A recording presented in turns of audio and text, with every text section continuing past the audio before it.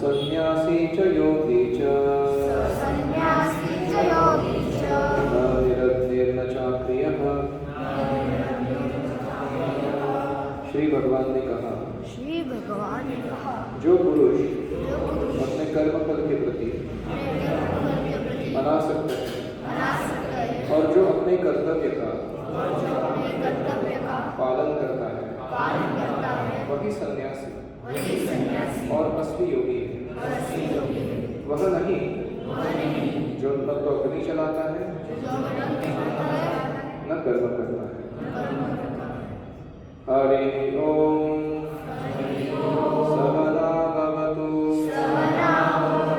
सहनौ भुनक्तु सह वीर्यं करवावहै तेजस्विनावधीतमस्तु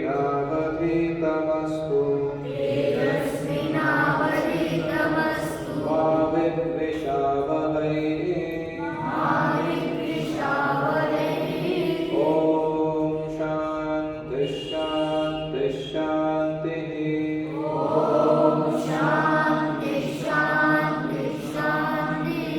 ओम अज्ञानतिमिरान्धस्य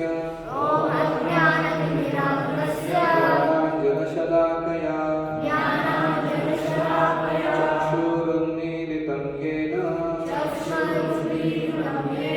तस्मै श्रीगुरवे नमः। जय श्री कृष्ण चैतन्य प्रभु नित्यानंद श्री अद्वैत गदाधर श्रीवासादि गौर भक्त वृंद। हरे कृष्णा कृष्णा कृष्णा हरे हरे हरे राम राम राम हरे हरे।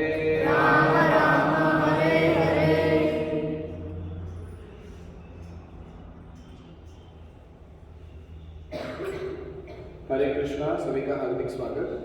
आज हम भगवद गीता का छठा अध्याय संक्षेप में देखने वाले हैं, सारांश में। इसको याद रखने के लिए एक्रोनिम है PBSDD, please be sincere devotee. PBSDD, please be sincere devotee. तो 1 से लेकर 9 जो श्लोक हैं इस छठे अध्याय के, इसमें योग की जो स्थिति है अष्टांग योग पालन करने के लिए, उसमें परफेक्शन प्राप्त करने के लिए उस स्थिति तक पहुंचने के जो स्टेप्स हैं वो शुरुआत में वर्णन किए गए हैं। 2 स्टेप्स हैं, योग आरूढ़, योग आरूढ़। तो आरूढ़ जो है वो 1 से लेकर 6 श्लोक है, वो प्रैक्टिसिंग योगी है, अभी तक परफेक्शन में नहीं गया है। और आरूढ़ मतलब जो योग सिद्धि, योग साधना में सिद्ध हो गया है, ठीक से कर पा रहा है अष्टांग योग को, उसको आरूढ़ कहते हैं। 7वें से लेकर 9वें श्लोक में उसका वर्णन आएगा। These are called prerequisites for meditation. ध्यान करने के लिए जरूरी पार्श्वभूमि, क्या बैकग्राउंड क्रिएट करना है, तब जाके आदमी ध्यान करने लगेगा। फिर 10 से लेकर 27 जो श्लोक है, इसमें अष्टांग योग के 8 यम, नियम, आसन, प्राणायाम, प्रत्याहार, धारणा, ध्यान, समाधि, ये 8 अंगों का वर्णन है। और जो समाधि अवस्था है, उस समाधि अवस्था में योगी को क्या अनुभव होता है, क्या साक्षात्कार मिलता है, उस समाधि स्थिति का वर्णन है। Basic practices of Ashtanga yoga and समाधि, ये दोनों 10 से लेकर 27 तक। फिर 28 से लेकर 32 तक जो परमात्मा साक्षात्कार है, तो हमारे हृदय में आत्मा और परमात्मा जैसे 2 पक्षी एक पेड़ पर, एक डाली पर वास करते हैं, वैसे साथ साथ बैठे हुए हैं। आत्मा जो है वो अणु है, अंश है, परमात्मा जो है वो विभु है, पूर्ण है, और ये दोनों का घनिष्ठ संबंध है। तो जब वो आत्मा जो है वो परमात्मा का साक्षात्कार करती है तो उसकी क्या हालत होती है, क्या परिणाम होता है, वह वर्णन आएगा। उसको कहते हैं सुपर सोल रियलाइजेशन, परमात्मा साक्षात्कार। फिर 33 से लेकर 45 तक अर्जुन कहते हैं कि ये अष्टांग योग आपने जो इतना विस्तार से वर्णन किया 32 श्लोकों तक, ये मुझे मंजूर नहीं, क्योंकि मैं इसको पालन नहीं कर सकता हूं। 2 कारण बताता है। एक है कि मेरा मन मेरे नियंत्रण में नहीं है, और दूसरा ये प्रैक्टिकल नहीं है। मैं गृहस्थ हूँ, मैं एक योद्धा हूँ, क्षत्रिय हूँ, राजा हूँ। मेरे कंडीशंस में, मेरे स्थिति में ये जंगल में जाना, कंदमूल खाकर रहना, ब्रह्मचर्य पालन करना, पति पत्नी रिलेशनशिप्स का त्याग कर देना, ये मेरे बस की बात नहीं। मुझे ये नहीं जमने वाला, कुछ दूसरा बताइए। मतलब ये ऐसा है कि कोई क्लाइमैक्स बिल्ड करे और कोई उस पर पानी डाल दे। भगवान इतना विस्तार से वर्णन किया, अर्जुन बोलता है नहीं जमने वाला। तो भगवान भी कहते हैं कि हाँ, ये जो अष्टांग योग साधना है ये बहुत कठिन है, खास करके कलियुग में। पहले सत्य युग में बहुत कुछ लोगों को संभव थी, लेकिन कलियुग के वासियों को तो बहुत ही मुश्किल है। और इसीलिए तुम्हें अभ्यास और वैराग्य पालन करना चाहिए। अभ्यास मतलब योग्य प्रकार के आचरण को अपनाना, और वैराग्य मतलब अयोग्य प्रकार के आचरण को त्याग करना, डूज एंड डोंट्स। तो इसके द्वारा तुम मन को नियंत्रण में लाने का प्रयास करो, और अगर नहीं हो सकता तो ये योग साधना तुम्हारे लिए नहीं है। तुम निष्काम कर्म योग करते हुए अपने भक्तिमय जीवन में संलग्न रहो, ऐसे कृष्ण कहते हैं। और अर्जुन फिर पूछता है कि अगर कोई योगी अनसक्सेसफुल हो जाए, उसको अपना गंतव्य स्थान ना मिले, परमात्मा साक्षात्कार ना मिले, बीच में ही पतन हो जाए उसका अध्यात्म मार्ग से, तो उसकी क्या हालत होगी? उसने तो भौतिक जीवन छोड़ दिया था, आध्यात्म जीवन करूंगा। भौतिक जीवन में भी कुछ हुआ नहीं, आध्यात्मिक जीवन में भी सिद्धि विधि नहीं, कहीं बीच में ही लटकना था कृष्ण को जैसा, ना घर का ना घाट का। तो ऐसा डेस्टिनेशन ऑफ अनसक्सेसफुल योगी, वो जो योगी अयशस्वी का था, उसका क्या होगा, उसकी हालत क्या रहेगी? तो ये प्रश्न अर्जुन पूछता है। फिर कृष्ण उसका वर्णन देते हैं कि योगी को क्या मिलेगा अपूर्ण योग साधना करने के लिए। तो 2 बताते हैं। एक है श्रीमंत या पवित्र ब्राह्मणों के घर में उसको जन्म मिलेगा। अगर वो बहुत प्रगति नहीं किया था तो ये कॉन्सोलेशन प्राइज मिलेगा। आपको समझ गए कॉन्सोलेशन प्राइज? आपने परीक्षा में भाग लिया और फेल हो गए, इसलिए आपको प्राइज दिया जा रहा है। इंटरेस्टिंग है ये। और फिर बोलते हैं कि अगर बहुत प्रगति किया था और फिर पतन हो गया था, तो ऐसे व्यक्ति को क्या मिलेगा? भक्तों के घर में ही जन्म मिलेगा। जो योग साधना करने वाले लोग हैं उनके घर में ही जन्म मिलेगा। तो ये जन्म बहुत दुर्लभ होता है, ऐसे भगवान बोलते हैं। नहीं कल्याण कश्चित दुर्गति तात गच्छति। जो कल्याणमय कार्य करने के लिए निकल पड़ा है, उसकी कभी दुर्गति नहीं होती है। फिर आखिरी के 2 श्लोक बहुत महत्वपूर्ण है, 46-47 जो 2 श्लोक है, उसमें क्या वर्णन होने वाला है कि सबसे बड़ा योगी कौन है, टॉप मोस्ट योगी कौन है। तो भगवान कहते हैं कि ये जो योगा लैडर, योग की सीढ़ी हमने सीखी थी, उस लैडर का टॉप मोस्ट पोजीशन है भक्ति योग, और अष्टांग योग उसके प्राप्ति के मार्ग में आने वाला एक स्टेप है। अष्टांग योग सर्वतोपरि नहीं है, इससे भी बढ़कर है भक्ति योग। और इसी भक्ति योग का वर्णन 7 से लेकर 12वें अध्याय में भगवद गीता के भगवान करेंगे, विस्तार से वर्णन करेंगे। लेकिन वो क्लाइमैक्स पे लाके छोड़ रहे हैं, 6th के एंड में पार्श्वभूमि बना रहे हैं ताकि भक्ति योग का वर्णन किया जा सके। तो सबको समझ में आ रहा है इस चैप्टर में सारांश में क्या हो रहा है? 1 से लेकर 9 योग को पालन करने के लिए लगने वाला बैकग्राउंड प्रैक्टिस, आरूढ़ आरूढ़ 2 प्रकार के स्तर। फिर योग अष्टांग योग पालन करने की विधि समाधि अवस्था का वर्णन, 8वें अंग का वर्णन, फिर परमात्मा साक्षात्कार प्राप्त किए हुए योगी का व्यवहार या उसके अनुभव, और फिर अर्जुन का डाउट कि ये संभव नहीं है, मुश्किल है, मेरे लिए तो असंभव लग रहा है। कृष्ण बोलते हैं नहीं, ये सही तुम बोल रहे हो, तुम्हारे लिए नहीं ये गृहस्थ लोगों के लिए बहुत कठिन है। तो तुम निष्काम कर्म योग और भक्ति, ये दोनों जारी रखो। कॉन्स्टिट्यूशनल ड्यूटी, कंडीशनल ड्यूटी जो पहले बोला था, वो दोनों तुम्हारे कर्तव्य को करते रहे। कृष्ण के प्रति कर्तव्य और इस भौतिक प्रकृति के प्रति कर्तव्य, दोनों करते रहना। और फिर वर्णन आता है टॉप मोस्ट योगी कौन है। तो बेस्ट योगी है वो 47 श्लोक में वर्णन आता है कि सारे योगियों में श्रेष्ठ है भक्ति योगी, जो मेरा निरंतर भजन करता है, निरंतर मुझे स्मरण करता है, सातत्यपूर्ण सेवा में लगा रहता है, वो सबसे बेस्ट योगी है। ठीक है, तो ये हुआ इस चैप्टर का ओवरव्यू। अभी हम एक के बाद एक से 9 ऐसे हर श्लोक के जो सेक्शंस हैं उसमें क्या हो रहा है वो देखेंगे। हरे कृष्णा। तो इससे पहले वाले चैप्टर में हमने सुना था कि श्री कृष्ण अर्जुन को बताते हैं निष्काम कर्म योग के बारे में। लास्ट टाइम हमने सुना था वो निष्काम कर्म योग के बारे में बताया, और थोड़ा उन्होंने अष्टांग योग के बारे में भी बताया था 2 श्लोकों में। तो अष्टांग योग हमें जो समझ आता है क्या होता है अष्टांग योग, जो योगी लोग होते हैं, जो सब कुछ छोड़ छाड़ के यम नियम, आसन, प्राणायाम, प्रत्याहार, धारणा, ध्यान और फिर समाधि में रहते हैं। जो योगी, जो पुराने हमने देखे हैं, अभी भी हैं, कोई बहुत कम है लेकिन ऐसे योगी हैं। लेकिन ये इस दुनिया में हम हमारे शहरों में रह के नहीं करते हैं।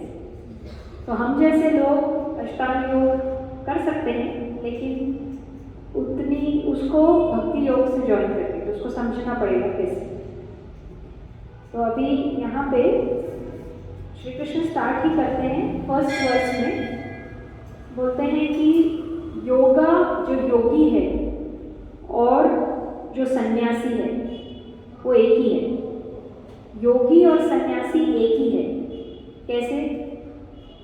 क्योंकि जिसने अपने हृदय के जो डिज़ायर्स हैं, जो हमारी इंद्र तृप्ति की जो इच्छाएं होती हैं, आई वॉन्ट टू इन्जॉय, मुझे सब इन्जॉय करना है, हर चीज़ को देख के हमसे पहले यही आता है ध्यान में कि आज क्या मज़ा करना है, इसको कैसे हमें इन्जॉय करना है। वो जब इच्छा खत्म होती है, जैसे जैसे वो इच्छा खत्म होती जाएगी, हम योगी बनने शुरू हो गए, और वही संन्यास है। क्योंकि फिर मटीरियल एंजॉयमेंट, अपनी जो हमारी भगवान को छोड़ के जो हमें एंजॉय करने की इच्छा है, वो जब हमारी खत्म हो जाती है तो हम भगवान को पा लेते हैं। तो निर्मल हो जाता है हमारा मन, क्योंकि हमारी अपनी इच्छाएं अब खत्म हो जाती हैं, और भगवान के साथ हमारा जो हर चीज़ हम उनके लिए सोचते हैं।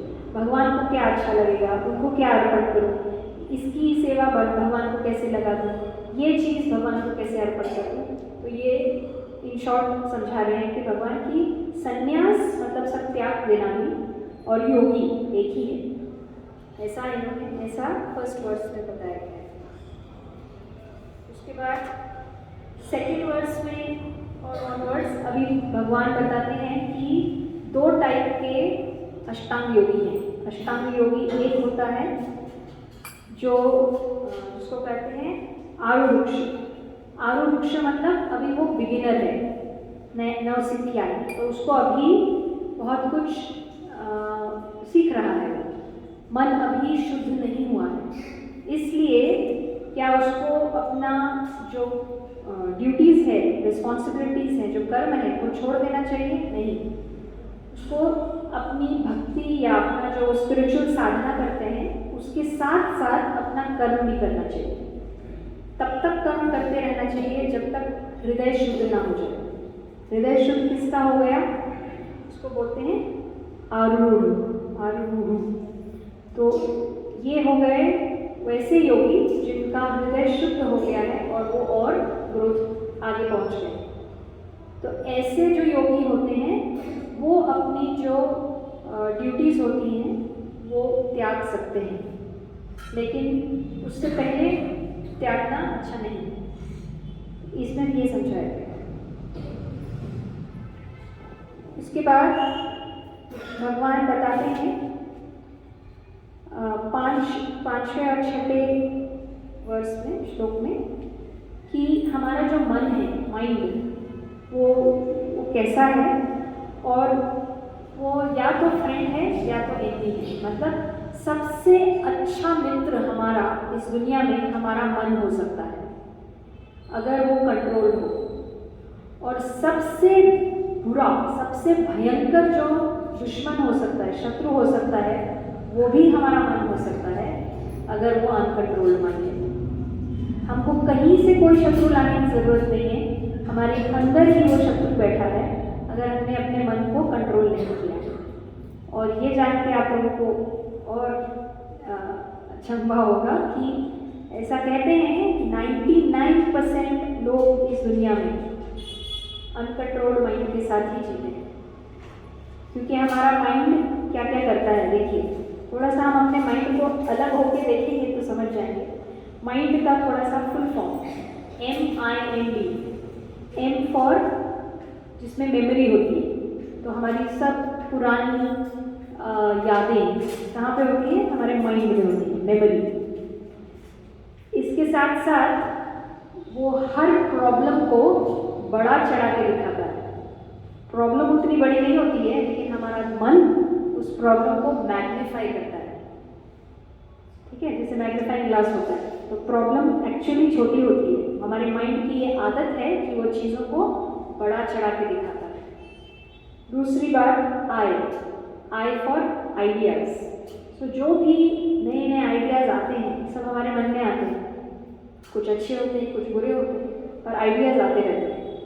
और हमारा मन क्या करता है, वो हमारे को प्लेजर, मतलब सुख, प्लेजर, सुख की एक भ्रम देता है, इमेजिन कराता है, इल्यूजरी प्लेजर देता है। तो हमको इमेजिन कराता है ऐसा हो रहा होगा, ऐसा होता होगा, कितना मज़ा आएगा। हमारा माइंड हमको इस तरीके से थोड़ा भ्रमित रखता है, उसका नेचर है। एन फॉर नोशंस, हमारे अंदर अपने अपने नोशंस रहते हैं फिक्स्ड। ये मुझे अच्छा लगता है, ये मुझे अच्छा नहीं लगता, ये चीज़ अच्छी है, ये ठीक नहीं है, अपने मन में हम पहले ही बना के रखते हैं। तो ऐसा नोशन हमारे मन में होता है, और ये क्या करता है, हमारे को जो हमारी रिस्पॉन्सिबिलिटीज़ हैं उसको कैसे निगेट करना है। मतलब ये मेरा काम है, मुझे नहीं करना है, इस तरीके से मन हमारे साथ करता है। हालांकि वो हमारी रिस्पॉन्सिबिलिटी है, हमको ये करना है, लेकिन हमारे मन हमारे साथ हमें हमेशा समझा देता है ये हमारा नहीं है काम, दूसरा करेगा, ये दूसरा करेगा, ये दूसरे की रिस्पॉन्सिबिलिटी, मेरी थोड़ी, सरकार की है, सरकार की थोड़ी। मतलब अपने ऊपर हम कुछ नहीं रिस्पॉन्सिबिलिटी लेते, ये हमारे मन की एक नेचर है। डी फॉर डिज़ायर्स, तो बहुत सारी इच्छाएं हमारे मन में हैं, सदियों से, बहुत सारी लाइफ टाइम से, कुछ फुलफिल्ड हैं, कुछ अनफुलफिल्ड हैं, और इन्हीं डिज़ायर्स की वजह से हम जीवन मृत्यु के चक्रव्यूह में फंसे हैं। और ये हमें क्या करता है, सच्चाई से डिनाई करता है। सच्चाई हमारे सामने है, लेकिन हम उसको हमें देखने नहीं देता, उसको डिनाई करता है, ये नहीं है सच। सच क्या है, वो प्लेजर, वो मेरी डिज़ायर, ये सब में हमको उलझा के रखता है। माइंड की ये नेचर है। तो ऐसा अगर माइंड है तो इसको कैसे कंट्रोल करके रखना है, ताकि अगर कंट्रोल कर लिया तो फिर ये हमारा सबसे अच्छा दोस्त बनता है, जो हमें सही राह पे हमेशा लेके जाए। तो ऐसा एक वीडियो में हमको भेजेंगे आपको, मी एंड माई माइंड। ऐसा हमारे बच्चों ने एक नाटक भी किया था कि माइंड कैसे आपको किसी भी दिशा में ले जा सकता है। तो ऐसा दिखाया भी था एनालॉजी में कि अगर हमारा रथ, ये शरीर रथ है, तो रथ की 5 इंद्रियां, वो 5 घोड़े हैं, और घोड़ों को लगाम लगाने के लिए हमें लगाम चाहिए। वो लगाम है हमारा माइंड, लेकिन अगर उसको ढीला छोड़ा हुआ है तो जिधर जिधर घोड़े जाएंगे हमको लेके जाएगा वो रथ। तो हमें बुद्धि से, जो कि चैरिटर है, जो सारथी है, उसको लगाम लगा के रखिए। लगाम मतलब खींच के रखना है, कंट्रोल्ड माइंड, और controlled mind is the best friend. फिर वो आपसे क्या नहीं करवाएगा, सब अच्छे से करवाएगा। तो ये 5th और 6th वर्स में श्री कृष्ण बताते हैं। उसके बाद 7th से 9th वर्स में बताते हैं कि योगारूढ़ जो आगे का पहुंचा हुआ योगी है उसकी क्या स्टेज है, उनके क्या सिम्टम्स हैं। इसमें समझाया है कि उन्होंने कैसे अपने मन को कंट्रोल कर लिया है। अब मन कंट्रोल करना इतना आसान नहीं है, लेकिन उसमें अगर हम परमात्मा को देख लेते हैं, जैसे योगी करते हैं, परमात्मा को अपने हृदय में देखते हैं, तो परमात्मा से कनेक्शन जब उनको मिलता है तो वो परम शांति, और वहाँ पे हर जगह हर एक में वो भगवान को देख पाते हैं, परमात्मा को हर एक के हृदय में देख पाते हैं, और इसलिए शांत रहते हैं। उनको किसी से कोई जेलसी, एनवी ये सब नहीं होता है। तो इसलिए ये शांति का, हमने पिछले चैप्टर में लास्ट वर्स देखा था, शांति का फॉर्मूला। तो जब एक योगी को हायर टेस्ट आ जाता है, जब उनका भगवान से कनेक्शन हो जाता है, या उनको भगवान परमात्मा का साक्षात्कार हो जाता है, तो फिर वो नीचे की चीज़ें, इंजॉयमेंट, इंद्र तृप्ति की भावनाएं अपने आप उनके मन से निकल जाती है, क्योंकि आपको अच्छा हायर टेस्ट मिल गया। तो अब उनका दृष्टि जो होती है वो बिल्कुल शांत, चाहे गर्मी हो, सर्दी हो, खुशी हो, दुख हो, कोई उनकी निंदा कर रहा हो, कोई उनको बहुत ज़्यादा बड़ा चढ़ा के प्रेस कर रहा हो, वो हर एक दृष्टि में शांत रहते हैं। पर ऐसा श्लोक में दिया गया है कि पत्थर हो या सोना हो, सबको एक ही दृष्टि से देखते हैं, साम्य दृष्टि। तो ये है योगारूढ़ का जो दृष्टिकोण। इसके बाद इसमें नेक्स्ट बताते हैं कि अष्टांग योग को प्रैक्टिस करने के लिए क्या क्या स्टेप्स हैं। तो जब हम स्टेप्स सुनते हैं तो हमको समझ आता है कि ये शायद हमसे नहीं हो पाएगा, क्योंकि इसमें काफ़ी कुछ है। पहले तो कुशाग्रास के मैट पे बैठना है, थोड़ा ना ज़्यादा ऊपर ना ज़्यादा नीचे, और सीधे बैठना है, एक पॉइंट फोकस, अपने नाक के ऊपर, नाक के टिप पे फोकस करना है, मेडिटेशन करना है। उसके बाद ब्रह्मचर्य का पालन करना है। अष्टांग योगी ब्रह्मचारी ही होता है, गृहस्थ नहीं होता है। तो फिर वहीं पे हमारे लिए थोड़ा सोचना पड़ेगा वहीं से। और एक और बात बताई जाती है कि उनका ध्यान भगवान पे रहता है, वो किसी भी चीज़ से डरते नहीं हैं, कोई उनको इनसिक्योरिटी नहीं होती, कल मेरा खाना कहाँ है, कहाँ से आएगा, ऐसा कुछ उनको चिंता नहीं होती।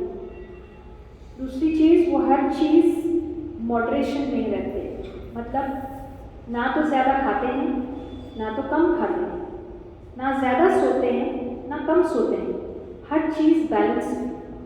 जब बैलेंस में रहेगी तो बॉडी के लिए, तो इस हिसाब से योगा करना उसके लिए आसान होगी, योगा कर पाएंगे। तो ये सब आगे के श्लोकों में बताया है।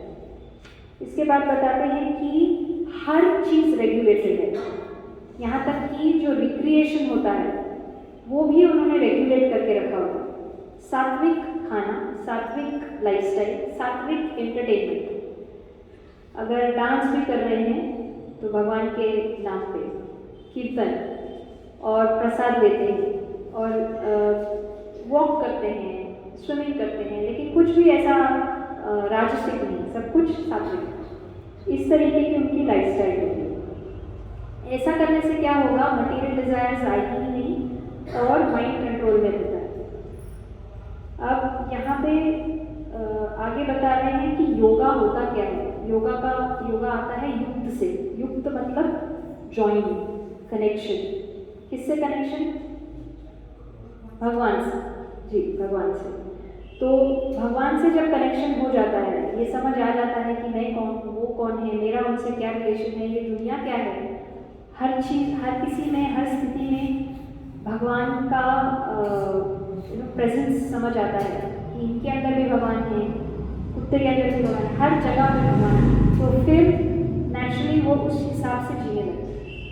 तो ये बोलना नहीं, मतलब दिस इज ईजी टू से, लेकिन ये योगी इस तरीके से जीते हैं हर पल, मोमेंट टू मोमेंट। बाद एक्शंस ऑफ अ परफेक्ट योगी, तो उनका क्या, वो किस तरीके से एक्ट करते हैं। अब ये सब सुनने के बाद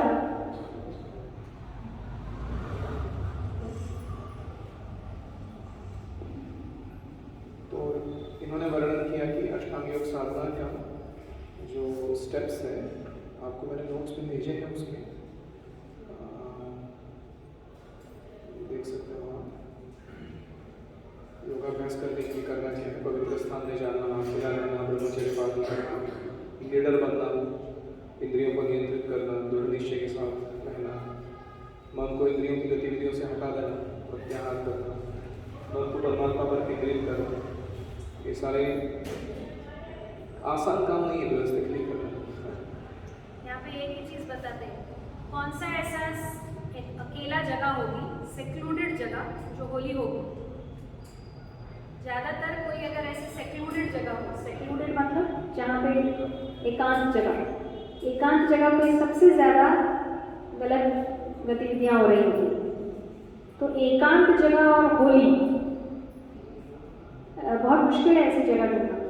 और होली जगह होगी तो वो एकांत नहीं होगी, क्योंकि वहाँ पे लोग आएंगे भक्ति करने या जो भी वहाँ के साधना है वहाँ करने आते हैं, तो वो एकांत नहीं होगी। तो यहीं पे सबसे पहला प्रॉब्लम है कि योगी को एकांत जगह पे रहना चाहिए जो बहुत ही होली जगह हो, पवित्र जगह हो। पवित्र अकेला स्थल बहुत कम मिलेगा ऐसा, लेकिन ऐसा स्थल होता है जो है मंदिर। लेकिन मंदिर में भगवान अकेला नहीं होता है, वहाँ पे सत्संग मिलता है। तो इस तरीके से इस सिचुएशन में जब वहाँ जहाँ पे हम लोग हैं वहाँ भी ऐसी जगह है, नहीं तो हम बोलेंगे कि ऐसी तो जगह ही नहीं है, योगा कैसे कर पाएंगे। तो योगा हम पवित्र स्थान और अकेला मतलब अच्छा संग, वो हमें मंदिर में मिलता है भक्तों के संग के साथ। और ये भी हमें समझना है कि योगा क्या है। योगा का वो जो अष्ट लिम्स हैं, 8 लिम्स, उसमें एक है आसन।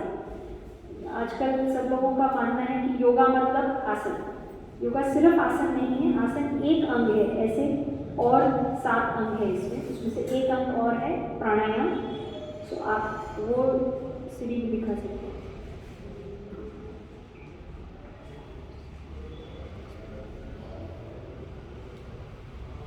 एक्चुअली ये मुझे कह रही है, इसमें दिखा रहा हूँ, लेकिन वो सीक्वेंस में नहीं है, बताता हूँ।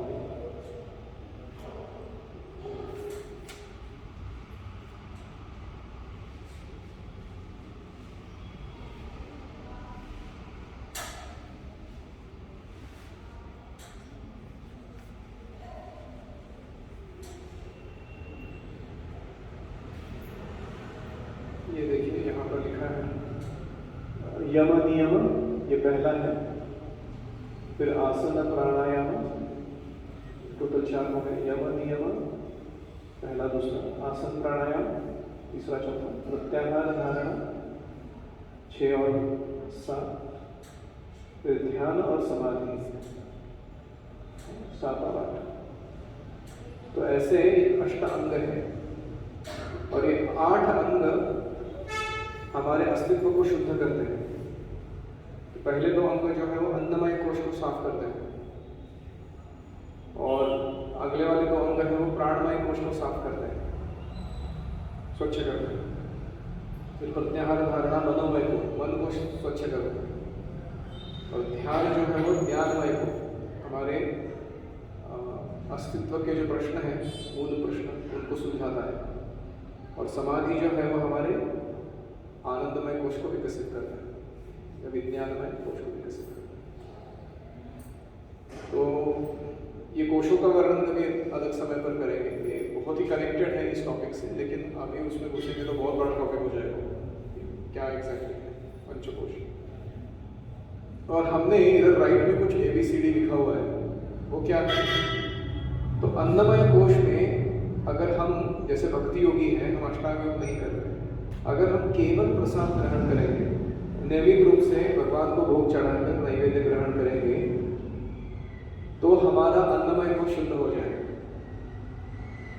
अगर हम नियमित रूप से 4 नियमों का पालन करेंगे, मांस नहीं खाना, जुआ नहीं खेलना, व्यभिचार नहीं करना, नशा नहीं करना, ये 4 नियमों को पालन करेंगे, हमारा प्राण शक्ति बढ़ेगी। प्राणमय कोश को हम जो दबा के रखे हैं और गलत दिशा में डाल रहे हैं प्राण शक्ति को, वो सुलझ जाएगी। ऐसे ही अगर हम जप या कीर्तन करेंगे, मंत्रा मेडिटेशन, चैंटिंग, सी और चैंटिंग, तो हमारा मनोमय कोश, मंत्र मनः त्रायते, जो मन को शुद्ध करता है उसे मंत्र कहते हैं। तो हरे कृष्ण मंत्र का जप हमारे मन को शुद्ध कर देगा। और B is for Bhagavatam and Bhagavad Gita. अगर ये 2 ग्रंथ भगवद गीता और भागवत हम नियमित रूप से अध्ययन करेंगे तो हमारा ज्ञानमय कोश शुद्ध हो जाएगा। जो परफेक्ट नॉलेज है इस सृष्टि का वो हमें प्राप्त होगा। और ए फॉर एसोसिएशन यानी सत्संग। तो हम हमसे प्रगत और विशुद्ध भक्तों की संगति में रहेंगे तो हमेशा आनंद में रहेंगे, क्योंकि सत्संगति ये सबसे महानतम आनंद को प्रदान करती है। तो ये जो है ABCD ऑफ भगवत भक्ति, ये कैसे पैरेलली अष्टांग योग के प्रभाव को बहुत ही सरल रूप से हमें प्रदान कर देता है, ये हम दिखा रहे हैं इस कोष्टक के द्वारा, इस टेबल के द्वारा। ये समझ में आया सबको क्या चल रहा है यहाँ?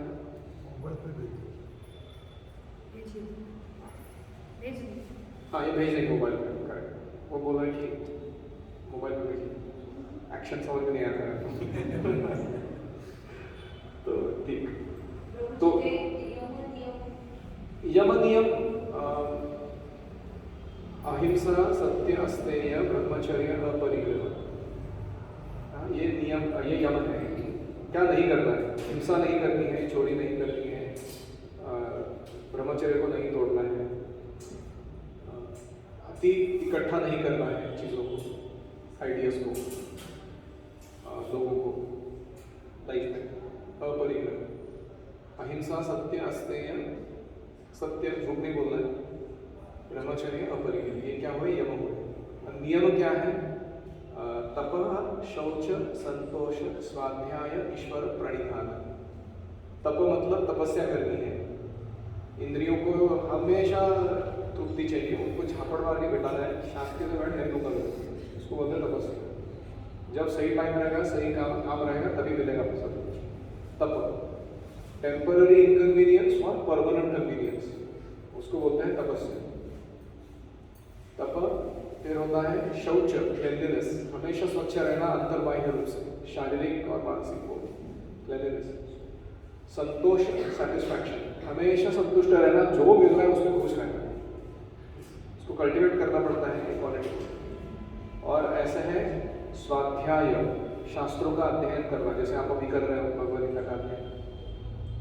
और ईश्वर प्रणिधान, अपने इष्ट देवता का आराधना करना। ये 5 डूज, नियम है, ये करना है।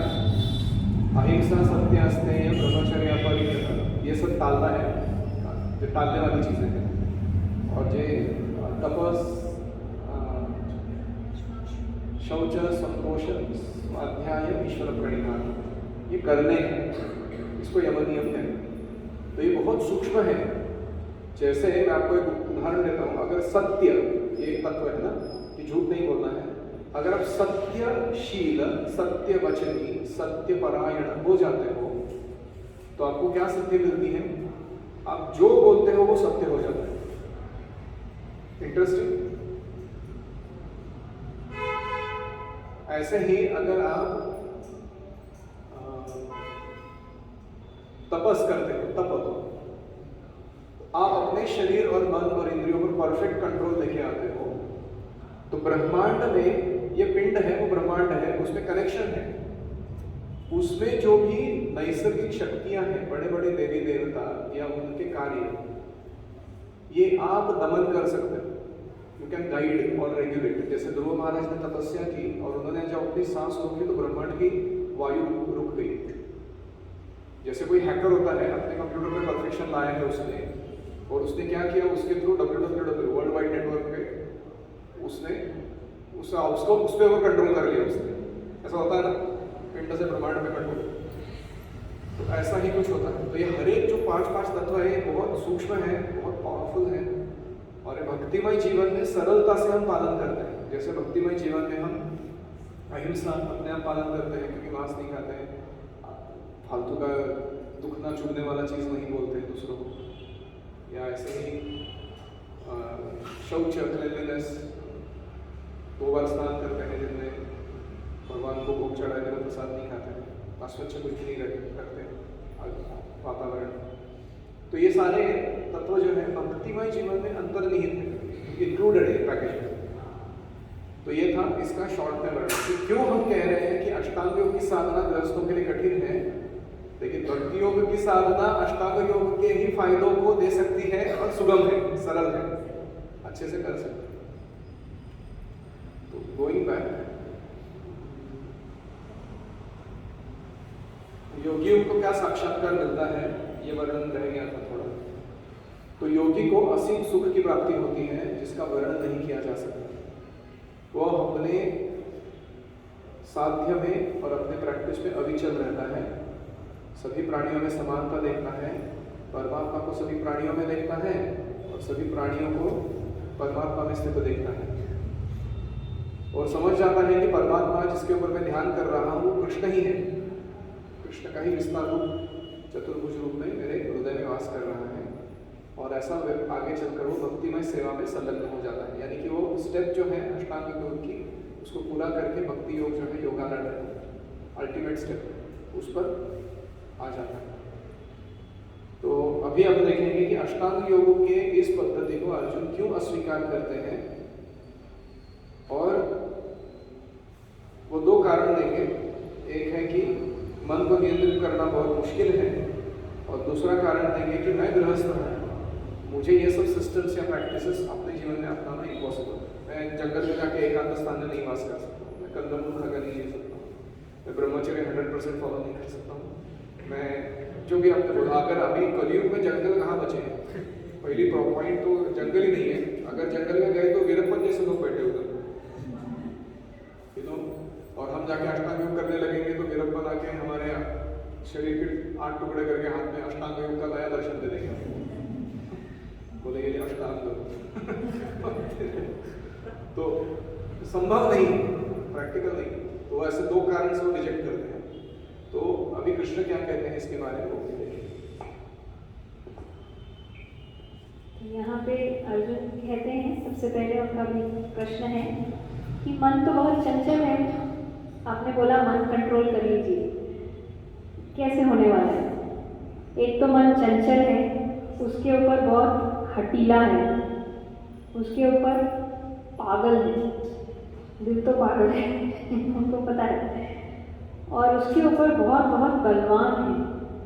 मैं वायु को भी नियंत्रण कर सकता हूँ लेकिन मन को नियंत्रण नहीं कर सकता। तो इसके लिए भगवान श्री कृष्ण उनके साथ एम्पथाइज करते हैं। भगवान स्वयं तो अपने मन को कंट्रोल, भगवान का तो है ही कंट्रोल, लेकिन फिर भी वो उनके साथ एम्पथाइज करते हैं और बताते हैं हाँ ऐसा है, मन इज डिफिकल्ट है, उसको आप संभाल पाएंगे, इसे कंट्रोल कर पाएंगे, लेकिन उसका 2 तरीका है, डूज एंड डोंट्स। जैसे प्रभु जी ने बताया, अभ्यास करना है और विरक्ति करनी है। ऐसे इजी चीज़ जो हम समझ सकते हैं, ABCD, एसोसिएशन, अच्छा एसोसिएशन, B फॉर बुक्स, स्वाध्याय कीजिए, पढ़ाई कीजिए, अपना समझिए क्या है, खुद को समझिए मैं कैसा हूँ, गलत नोशन में नहीं रहिए।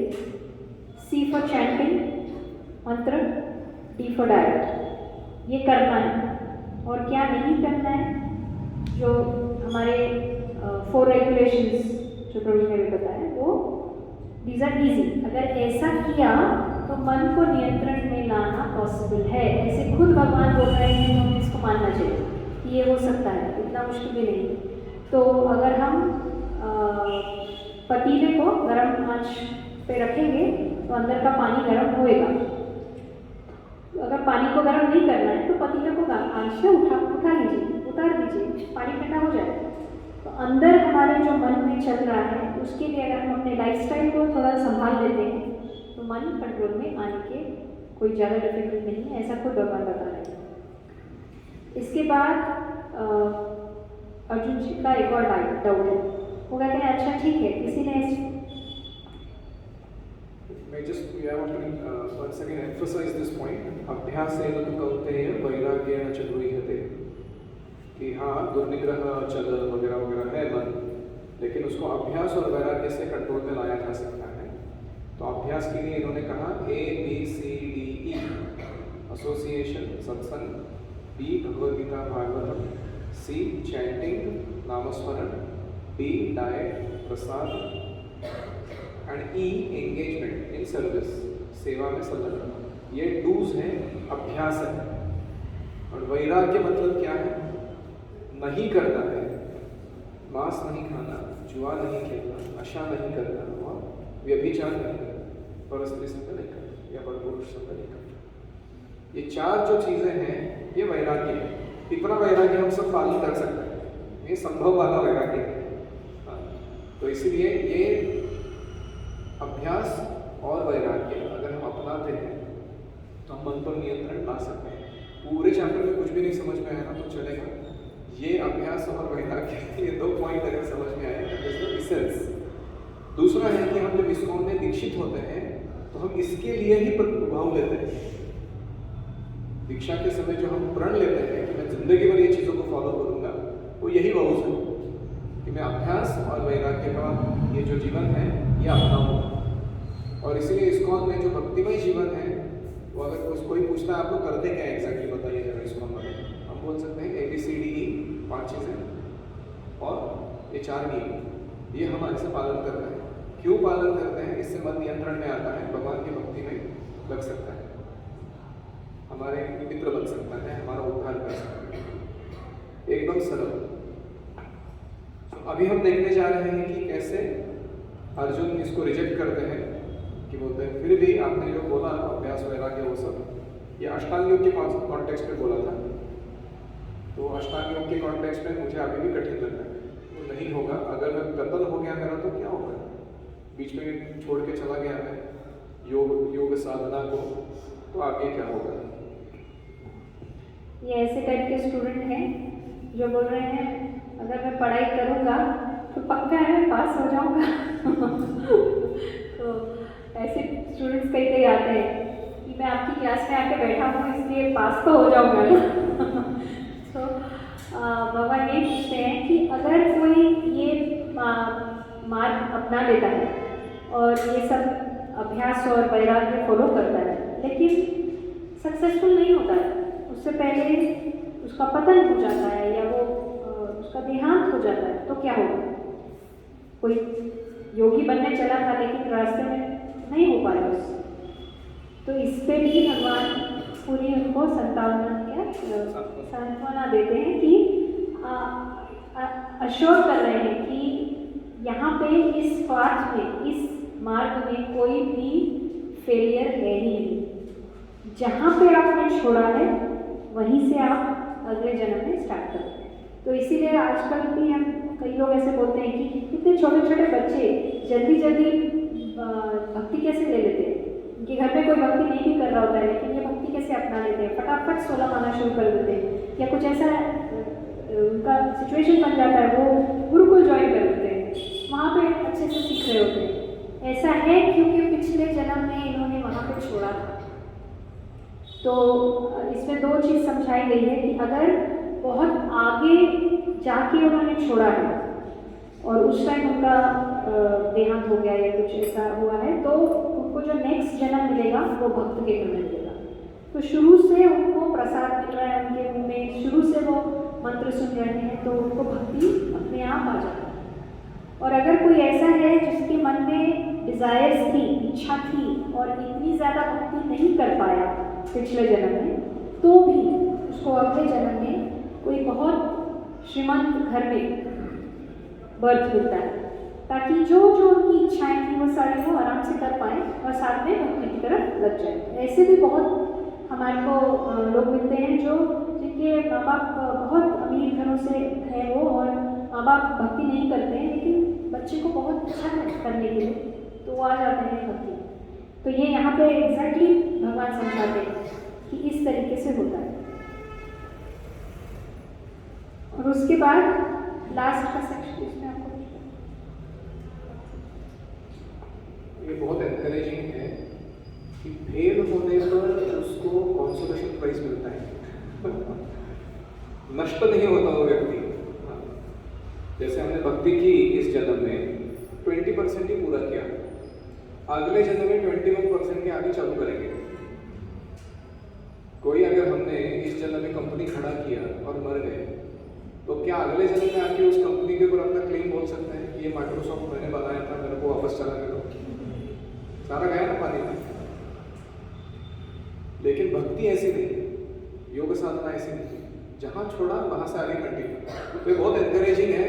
कम से कम हमें ये तो शाश्वती है कि जितना पालन किया है ना उतना तो बचा ही रहेगा, वो जाएगा नहीं कहीं। और कोई व्यक्ति आता है एक ही क्लास अटेंड करके चला जाता है, तो वो एक क्लास जो है वो इंटरनल बैंक अकाउंट में चला गया उसके, वो कभी घूंड ही नहीं होता वो बैंक अकाउंट, वो चलता रहेगा। वो अगले टाइम वापस वहां से शुरू करेगा। तो ये पहला अश्योरेंस है। दूसरा है कि एक कॉशन भी है, अगर हमने भौतिक इच्छाओं के कारण भक्ति छोड़ दी और हमें फिर अगला जन्म स्वर्गलोक में देवताओं के रूप में बहुत सारा भोग करने के लिए ऐश्वर्य के साथ कृष्ण ने दे दिया, तो हो सकता है कि हम कई हजारों सालों तक वो स्वर्गवास करते हुए आनंद उपभोग करते हुए वहां अपने समय को बर्बाद करें भक्ति छोड़कर। और जब वापस आए यहाँ पर तो हो सकता है कि यही वातावरण, यही भक्तिमय जीवन, चैतन्य महाप्रभु जैसे या प्रभुपाद जैसे जो महानतम आचार्य, उनका जो संग या उनकी शिक्षाओं का क्या कहेंगे बैकग्राउंड, वो मिले ना मिले। क्योंकि 10,000 साल के बाद क्या परिस्थिति होगी किसको मालूम है कि नहीं। और इसीलिए भौतिक इच्छाओं को नियंत्रण में रखना, उनको कृष्ण की सेवा में जोड़ देना और भक्ति मार्ग को कभी छोड़ना नहीं, ये बहुत जरूरी है। तो भक्ति के मार्ग पर जो पतन होता है वो किन कारणों से होता है वो देखेंगे हम। कॉजेस ऑफ फॉल डाउन, पतन के कारण। तो पहला कारण है क्यों ऐसा होता है कि कुछ लोग क्लास में आते हैं, कुछ दिनों तक आते हैं फिर छोड़ देते हैं, कुछ जब माला चालू कर देते हैं, माला करने के बाद कुछ दिनों के बाद छोड़ देते हैं, या कुछ लोग दीक्षा लेते हैं, दीक्षा लेने के बाद गुरु स्वीकार होने के बाद भी बहुत साल प्रगति करने के बाद छोड़ देते हैं। ऐसा क्यों? तो इसके 5 मुख्य कारण हैं। पहला कारण है केयरलेसनेस, निग्लेक्ट, अपनी साधना, संग, शिक्षा, सेवा, श्रवण, कीर्तन, इसमें निग्लेक्टफुल रहना। अगर हम इसको ढीला पड़ जाते हैं तो धीरे धीरे हमारे भौतिक टेस्ट वापस आने लगता है, स्पिरिचुअल टेस्ट कम हो जाती है। दूसरा है बैड एसोसिएशन, कुसंग। हाँ, जैसे मंथरा का संग किया किसने? कई इतनी अच्छी भक्त थी वो भगवान रामचंद्र की उसने सारा सत्यानाश कर दिया अपने ही परिवार का। क्यों? कुसंग के कारण। तो कभी कभी हम भक्त बनने के बाद आजकल क्या है, कुसंग बहुत आसान हो गया है, ऐसा सिर्फ उंगली घुमाना पड़ता है ऊपर स्क्रीन पे। बहुत सारा कुसंग कंटिन्यूअसली मिलता रहता है, और जो फीड होता है उसका वो कभी खत्म ही नहीं होता कुसंग का। टिकटॉक ये वो लोग ऐसे कंटिन्यूअस देखते रहते हैं। ये एसोसिएशन बहुत डेंजरस है, क्योंकि संगात संचायते कामः, जो एसोसिएशन हम रखेंगे उस प्रकार की इच्छाएं मन में आने लगेंगी, तो ये बहुत डेंजरस है। और तीसरा है ऑफेंसेस, अपराध करते हैं हम भक्ति में। गुरु, वैष्णव, हरिनाम, भागवत या जो भी अर्चन ग्रह भगवान के जिनकी सेवा करने मिलती है, उनके प्रति अगर हम अपराध करते हैं तो हमारा टेस्ट चला जाता है। ऐसा है कि आपके पास कोई ने चेक दिया है 1 करोड़ रुपए का, लेकिन वो चेक है वो आपसे गुम गया है। अगर वो चेक 1 करोड़ का आपसे गुम गया है तो क्या आपके पास 1 करोड़ रुपए है कि नहीं है? है भी और नहीं भी।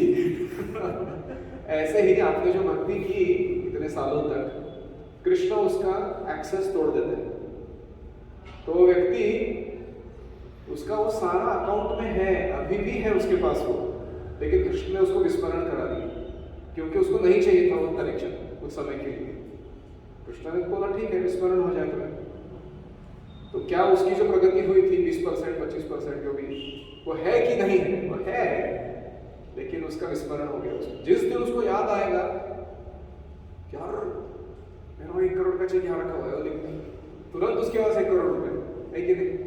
जैसे हनुमान जी को याद दिलाया था, तो अरे आपके पास सिद्धियां हैं, भूल गए तुम, तुरंत मेरे पास सिद्धियां हैं। तो ऐसा ही कुछ होता है अपराध करने पर भगवान के प्रति, भक्तों के प्रति। और चौथा कारण है फॉल्स प्राइड, गर्व करना कि मैं बहुत श्रेष्ठ हूँ, दूसरों से अच्छा हूँ, मेरे जैसा कोई नहीं, या जो भी। तो फॉल्स प्राइड के कारण फिर पतन हो जाता है। और एक कारण है डिसऑनेस्टी, हाइडिंग अवर वीकनेसेस, शोइंग फॉल्स फ्रंट्स, यानी हमारे जो दुर्बलता है उनको छुपाना, किसी को रिवील नहीं करना, मार्गदर्शन नहीं देना, या अप्रामाणिक रहना।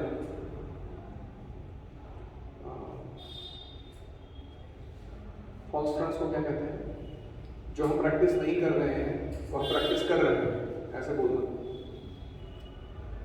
तो इन सब के कारण हम भक्ति से च्युत हो जाते हैं, गिर जाते हैं। तो एक स्लाइड ही काफ़ी है। अगर इन चीज़ों से हम बचेंगे तो आजीवन भक्ति करते रहेंगे और इसी जन्म में भगवत धाम जाएंगे। लेकिन अगर ये पालन नहीं करेंगे तो मुश्किल में आ सकते, फिर हमारा कॉन्सोलेशन प्राइज हमें मिल जाएगा उसके बाद। कॉन्सोलेशन नहीं चाहिए, हमें तो फर्स्ट आना है। तो अब हम आएंगे इस चैप्टर के मेन जो 46-47 जो बहुत स्पेशल वर्सेस हैं। इसमें भगवान बता रहे हैं, अपना मत दे रहे हैं योगा लैडर के बारे में। ये चैप्टर में भी हमने योगा लैडर सीखा था।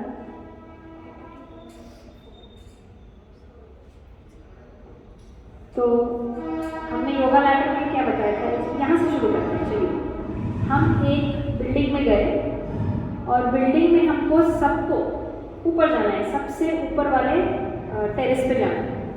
लेकिन हमें ये नहीं मालूम है कि इस बिल्डिंग में कितने फ्लोर हैं और उसकी सीढ़ियाँ कहाँ हैं, ये सब इतने अच्छे से हमें कुछ पता नहीं है। अंदर जाके ढूंढेंगे।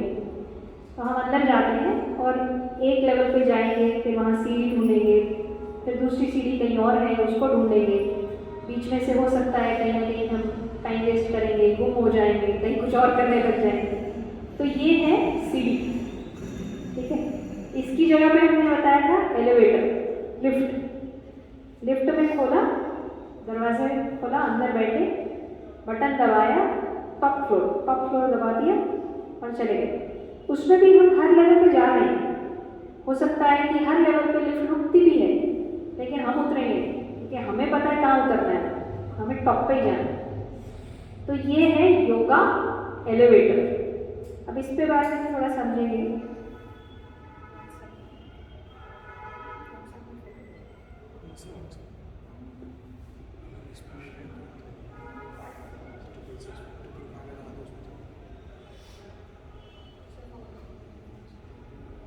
तो सबसे पहले भगवान हमने योगा लैडर में देखा था। अभी एक और चीज़ होती है, योगा लैडर में बताते हैं कि सबसे पहले हमने बताया था कि एनिमल लाइफ के बाद हमने देखा था कर्मयोग मतलब जो सकाम कर्मयोग, उसके बाद निष्काम कर्मयोग, ठीक है। तो एक एक को समझते हैं। अभी कई लोगों का ऐसा कहना होता है कि ये सारे जो रास्ते हैं, ये शायद कोई भी रास्ता ले लिया भगवान तक पहुंच जाएगा, है ना? ऐसा सुना है ना? कोई भी रास्ता लिया भगवान तक तो पहुंच ही जाएंगे। कैसे पहुंचेंगे? एक सीढ़ी पे स्टेप्स हैं, हर सीढ़ी की एक स्टेप्स है।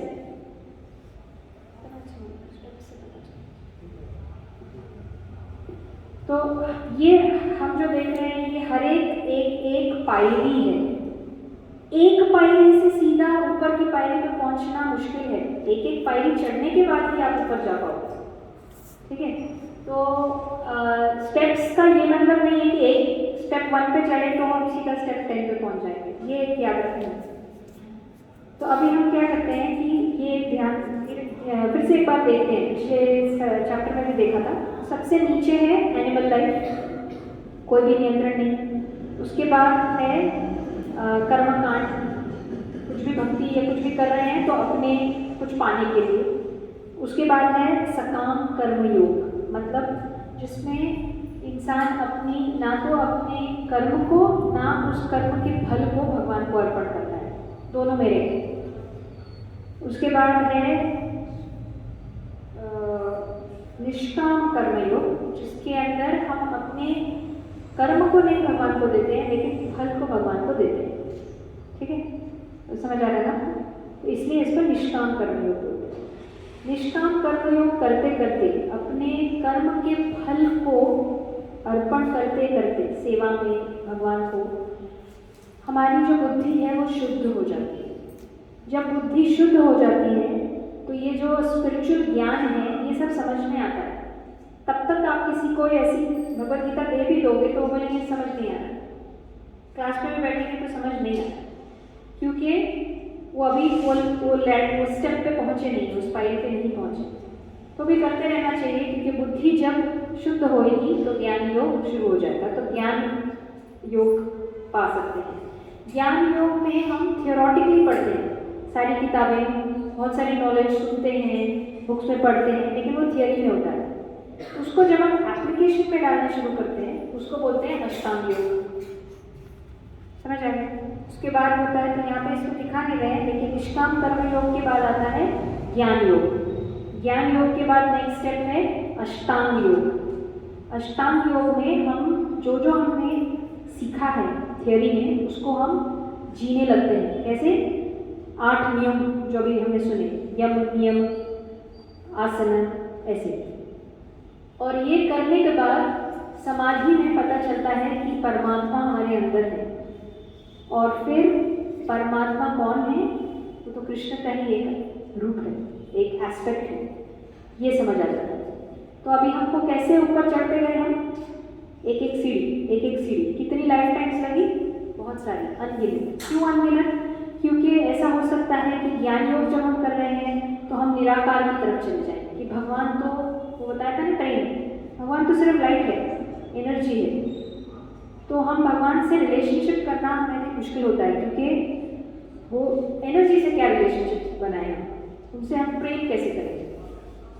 तो इसलिए गुम होने के चांसेस हैं। उस फ्लोर पे जाके आप गुम हो गए, आगे के फ्लोर पे जा ही नहीं पाए, बहुत टाइम लगा।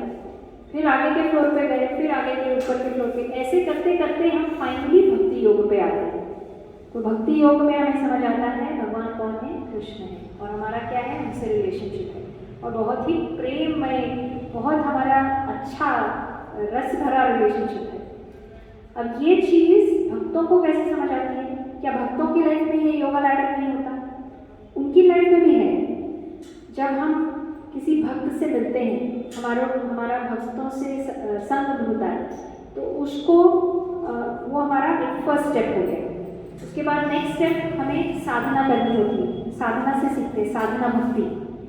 साधना भक्ति से ये सारे जो स्टेप्स हैं वो फुलफिल हो जाते हैं। जैसे कि हम एलिवेटर में बैठे हैं और वो सारे स्टेप्स, सारे फ्लोर्स आ रहे हैं, एक उतर नहीं रहे लेकिन पूर्ण हो रहे हैं, ऊपर चढ़ रहे हैं, और उसके बाद फाइनली हम पहुंच जाते हैं भक्ति में। ठीक है, तो ये फर्क है योगा लैडर और योगा एलिवेटर में। एक और फर्क ये है जो कि हमने देखा कि योगा लैडर में हमें पता नहीं है कि टॉप मोस्ट क्या है, फ्लोर कौन सा है, नंबर क्या है, ये भी नहीं पता है। हम चांस ले लेके जा रहे हैं, सीख के कुछ सीख रहे हैं, कुछ गलतियां कर रहे हैं हर बार, कितनी लाइफ टाइम्स में। लेकिन योगा एलिवेटर में जो बैठा है उसको सबसे पहले एलिवेटर में पता है टॉप फ्लोर मतलब 17वां फ्लोर, 17वें फ्लोर पे जाना है, तो बीच में इधर उधर नहीं उतरेगा। तो ये फर्क है। तो chances of fall down, chances of loss are less, it is a faster process, जल्दी से होता है और स्ट्रेट प्रोसेस, ऐसा नहीं। तो इस तरीके से हर योगा के पथ से भगवान को पाते हैं, पाना इम्पॉसिबल नहीं है, लेकिन उसकी एक प्रोसेस है, और टॉपमोस्ट भक्ति है। और टॉपमोस्ट भक्ति क्यों है ये भगवद गीता में खुद बताया गया है। ऐसा 47 वर्ष को भी हम पढ़ेंगे।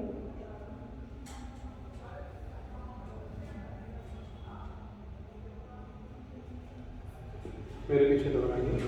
तपस्विभ्योऽधिको योगी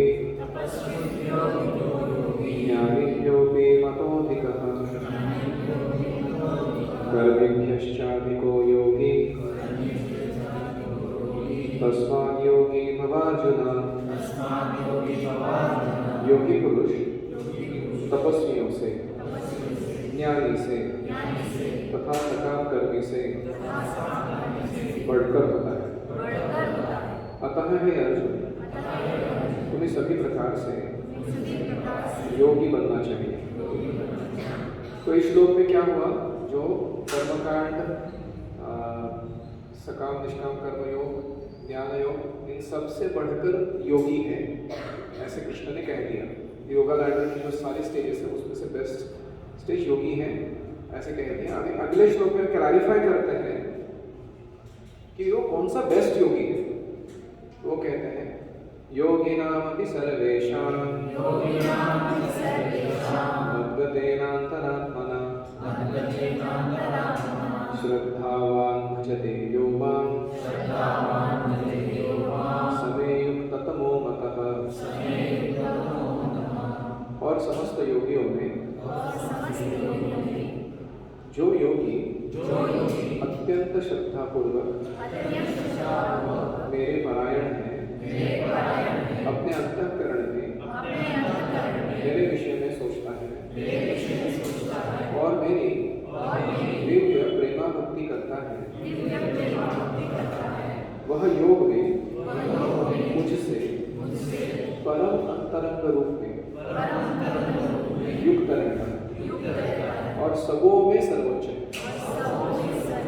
यही मेरा मत है। तो यहाँ भजते शब्द महत्वपूर्ण है, क्योंकि भजते का अर्थ ही सेवा करना है। भज धातु से ही भक्ति यह शब्द बनता है आगे जाकर। तो योगी नाम भी सर्वेशाम, सारे योगियों में मद्गतेन अंतरात्मना, अंतरात्मना अपने अंतरात्मा में जो मेरा भजन करता है, स्मरण चिंतन करता है। श्रद्धावान भजते योगा, जो श्रद्धा से मेरा भजन करता है, भक्ति करता है। स में युक्ततमो मतः, युक्त युक्ततर युक्ततम, योगी बेटर योगी, बेस्ट योगी, ऐसा युक्त युक्ततर युक्ततम। युक्ततम कौन है? भक्ति योगी, ऐसे भगवान कह रहे हैं। और एक क्लाइमैक्स वर्स है इस पूरे अध्याय का। तो संक्षेप में आज हमने देखा कि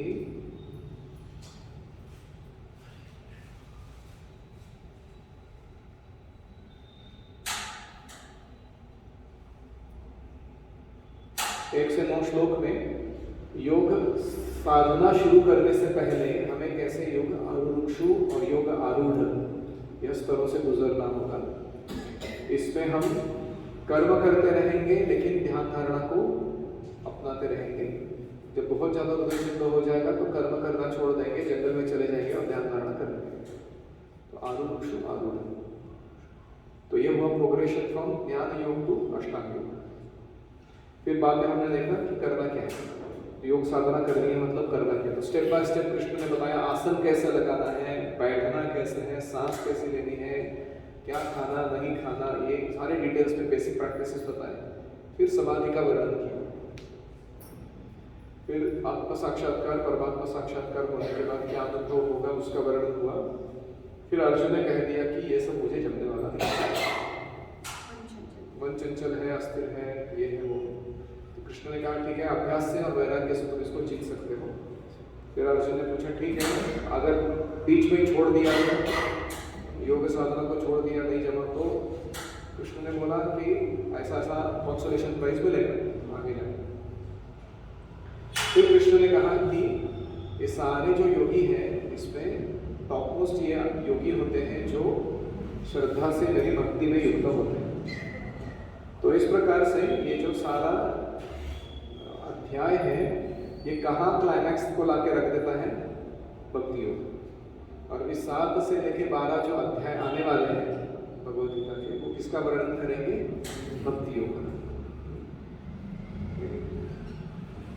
इसमें भी कई लोग ऐसे बोलते हैं कि भक्ति योग 1 से 6 कर्म योग, 7 से 12 भक्ति योग, उसके बाद तो ज्ञान ही है ना, एंड में तो ज्ञान ही आ रहा है। ज्ञान की बुक है, लेकिन हम इसमें ऐसा समझाते हैं, आपने सैंडविच देखा होगा, बिस्किट देखा होगा, ये नहीं तो फोटो देखी होगी।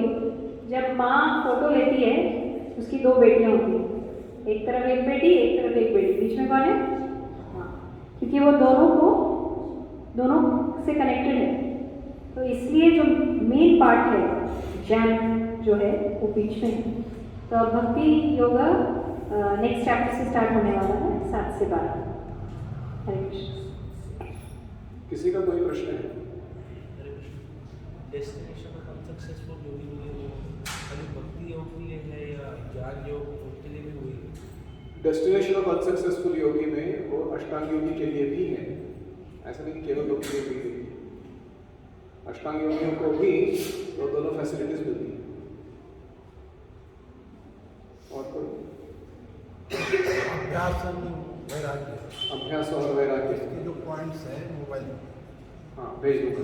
और थोड़ा सा अभ्यास मतलब ABCDE, A for association, B for book reading, Bhagavad Gita and Bhagavatam. Book reading random नहीं, स्पेसिफिक बुक्स है हमारे पास। हाँ, भगवद गीता और Bhagavatam. C for chanting, D for diet prasad, E for engagement in seva. And वैराग्य मतलब 4 नियम, मांस नहीं, जुआ नहीं, नशा नहीं, व्यभिचार नहीं। ये वैराग्य, इतना वैराग्य हम पालन कर सकते हैं। ये 4 नियम पालन करने से हम भक्त नहीं बनते हैं, हम मनुष्य बनते हैं। We become human being, and human beings can then understand what is God. तो अगला स्टेप पे जा सकते हैं। तो ये 4 नियम पालन करना मतलब कुछ आध्यात्मिक बन गया ऐसा नहीं है, लेकिन ये 4 नियम पालन करने से हम मनुष्य के स्तर पर आ सकते हैं। फेल होने के कॉजेस, हाँ, causes of all, cause of all causes कौन? और वो बताए ना 4। हाँ, ऑलराइट, बहुत बहुत धन्यवाद। एक जस्ट रिक्वेस्ट है एंड करने से पहले, क्या हम हमारे क्लास को 6:30 शिफ्ट कर सकते हैं? क्योंकि हम हर बार आ रहे हैं समय पर, लेकिन वहाँ बहुत कुछ चलता रहता है और डॉट 6 o'clock खत्म नहीं होता है, तो बहुत कुछ चलता है। अगर आप चाहते हो तो 6:15 to 7:45 कर सकते हैं, या फिर 6:30 to 8 कर सकते हैं। आपका वोटिंग दीजिए। सो 6:15 किसको चाहिए? 6:15 6:30 किस किस को चाहिए? 6:30। फिर हम 6:30 शुरू करेंगे, 8 o'clock खत्म करेंगे, ताकि हमारा इंटरफेरेंस नहीं हो कुछ एक दूसरे के साथ। और दूसरा है कि आप में से जो लोग पहली बार आए हैं हाथ खड़ा कीजिए, फर्स्ट टाइम। आप ठीक है शिवा, प्लीज खड़ा रहिए। अब इनसे मिलिए। हमारा एक छोटा सा व्हाट्सएप ग्रुप है जिसमें हम ये सारे नोट्स, PPT और PDF वगैरह सब भेजते रहते हैं। अगर आप इनको अपना नंबर देंगे तो व्हाट्सएप ग्रुप में ऐड करेंगे, आपको ये सारा यहाँ का जो चल रहा है उसका नोटिस मिलते रहेंगे। बहुत बहुत धन्यवाद आप सबको आने के लिए, अपना समय निकाल कर। और अगले आने वाले कुछ दिनों के बाद जनवरी के 31 तारीख को हम सोच रहे हैं कि हमारे गुरुकुल में पहला उपनयन होगा बच्चों का। तो अगर आपको इच्छा है, 31 तारीख को दोपहर को 12 साढ़े 12 के आसपास मुहूर्त है उपनयन का। वो मंगलवार है, छुट्टी का दिन नहीं है, लेकिन फिर मैं बता रहा हूँ। तो अगर आपको ऑथेंटिक उपनयन कैसे करते हैं बच्चों का वो देखना है क्या होता है, तो वहाँ पर आप आ सकते हो। और आगे चलकर फरवरी में 2 बड़े फेस्टिवल आने वाले हैं, नित्यानंद त्रयोदशी और गौर पूर्णिमा। तो आई थिंक 16 और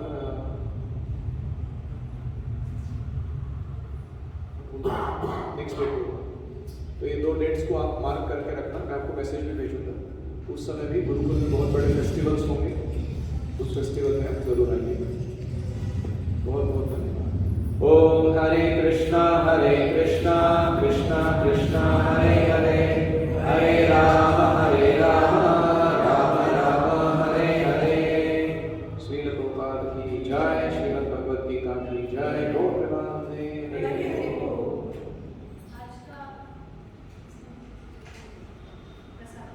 हाँ, आज का प्रसाद जो है श्रीमान हरपड़े जी भगवान की सेवा में स्पॉन्सर किया है, हम उनके लिए भी और उनके परिवारजनों के लिए विशेष प्रार्थना करते हैं। हरे कृष्ण मंत्र बोल।